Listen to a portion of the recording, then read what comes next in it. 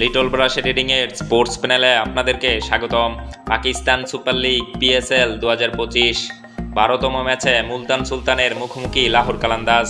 High scoring ম্যাচে লাহোর কালান্দাজকে 33 রানে হারিয়ে এইচপিএল পিএসএলে প্রথম জয় তুলে নিল মুলতান সুলতান। মঙ্গলবার রাতে মুলতান ক্রিকেট স্টেডিয়ামে অনুষ্ঠিত এই ম্যাচে জয় পায় স্বাগতিক দলটি।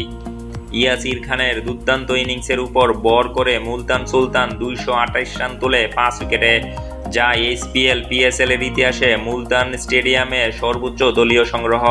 তিনি অধিনায়ক মোহাম্মদ রিজওয়ানের সঙ্গে 45 বলে 89 রানের জুটি করেন।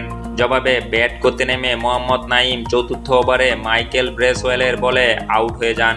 এরপর অভিজ্ঞ ফখর জামান 3টি ছক্কা ও 2-4-এ 14 বলে 32 রানে আক্রমণাত্মক শুরু এনে দিলেও ওবায়দার বলে মিড উইকেটে ধরা পড়ে। তখন দলের সংগ্রহ 49 রানে 2 উইকেটে পরিণত হয়। এরপর পেসার উবায়দার শাহর নেতৃত্বে একটি দারুণ দলীয় বোলিং পারফরমেন্সের মাধ্যমে লাহোর কালান্দাজকে 20 ওভারে 195 রানে সীমাবদ্ধ করে 229 রানের বিশাল লক্ষ্য ছুঁতে দেয়নি। মাঝের ওভারে ব্রেসওয়েল উবায়দের নিয়মিত আঘাতে লাহোর গতি হারায়। এরপর যখন ওসামা মীর রিশাদ হোসেনকে আউট করেন, তখনও লাহোরের জয়ের জন্য দরকার ছিল 52 বলে 118 রান। নির্ধারিত 20 ওভারে লাহোর কালান্দাজ 195 রান 9 উইকেটে সংগ্রহ করে। এই ম্যাচে মুলতান জয় লাভ করে 33 রানে। এই জয়ের মাধ্যমে মুলতান সুলতান এইচপিএল পিএসএল 10ম আসরে প্রথম জয় নিশ্চিত করল।